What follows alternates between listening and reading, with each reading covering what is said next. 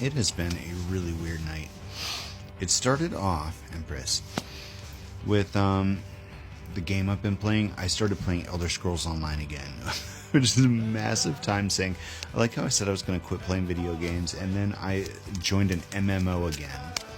But it's not going to be like last time because we have restraint. And we're not tunnel visioning on anything. We're being balanced and responsible and all this and that. So, I'm working that in. But the servers were going down for maintenance at 4 a.m. And I was determined to get as much done as possible before 4 a.m. So I'm off tomorrow. I was planning on just staying up and playing. And around midnight, the Verizon went down. And it wasn't like our internet went down. It was like Verizon went down. So internet was gone. I couldn't play. Oh my god. Instead I scrolled. And I've been trying to figure out how to do those Venom filter effects for like days. And I finally figured it out.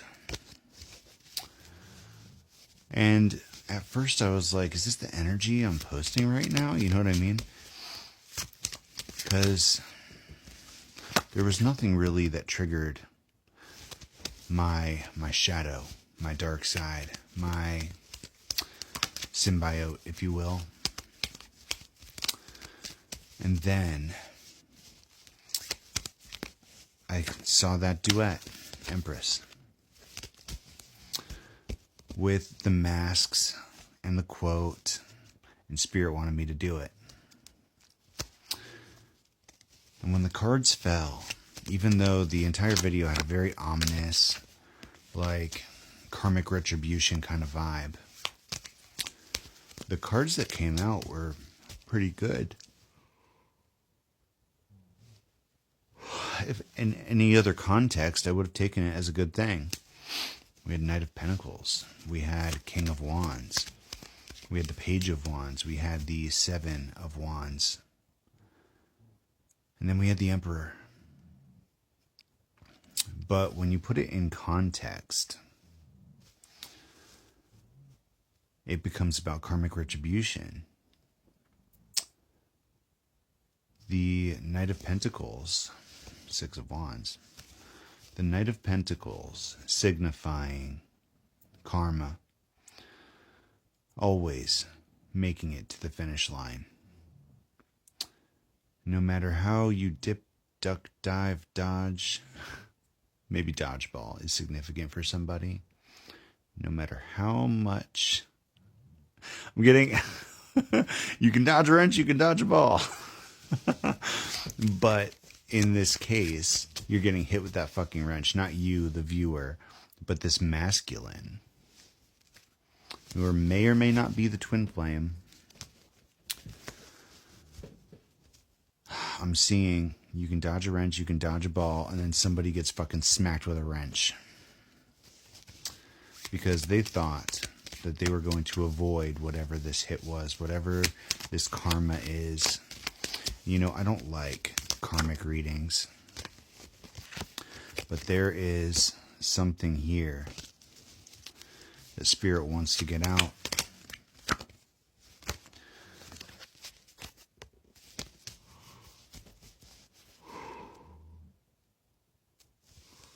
So, that Knight of Pentacles energy, that karma coming towards the King of Wands, may have something to do with a child or the inner child, or that could have been an inspiration, a blockage, an inspiration, something that was done to the feminine. Oh. There are things we didn't know he was responsible for.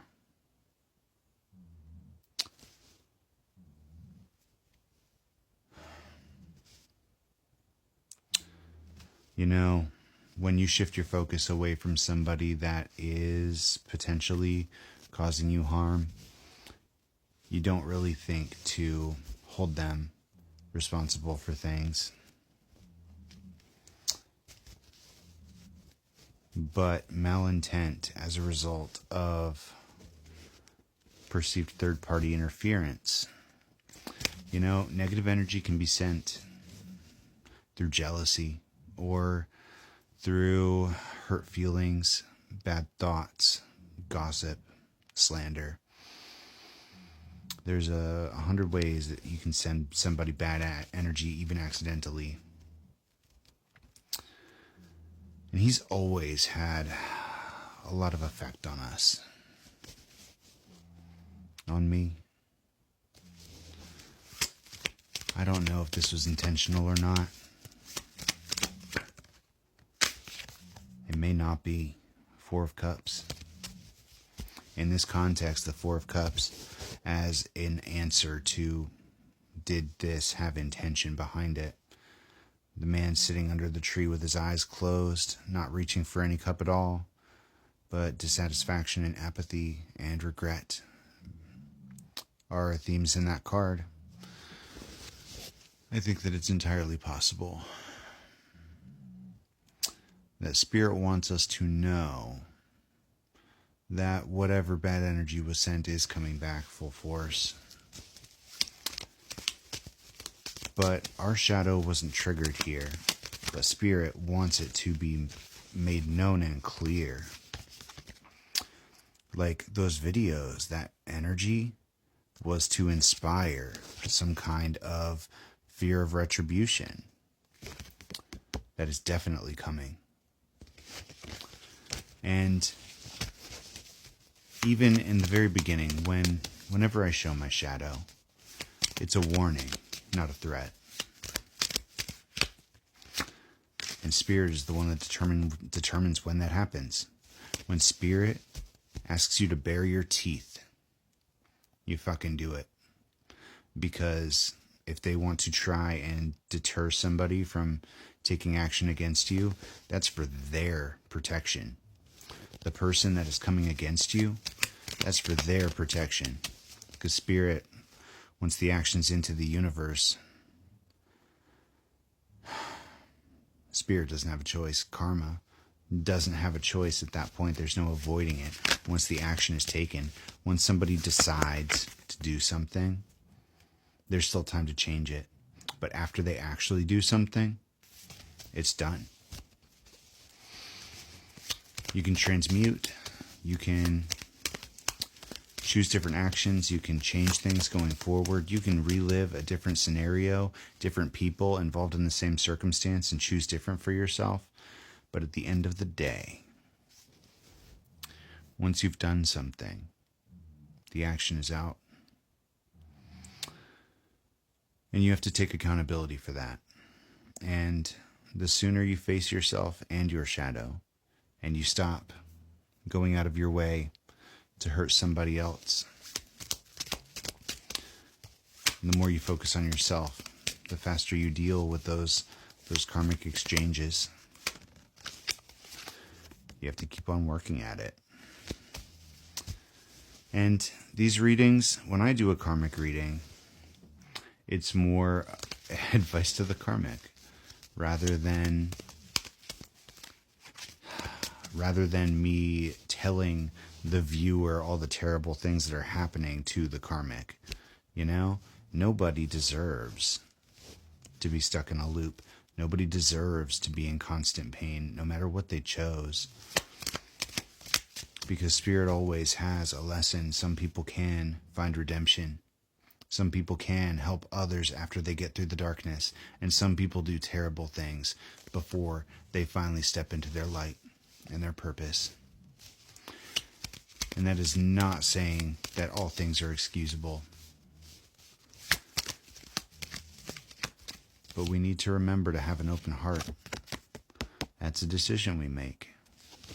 To believe that these people can choose different for themselves. This karma that's coming, it's sent with love from Spirit. Compassion, empathy, open hearts, victory.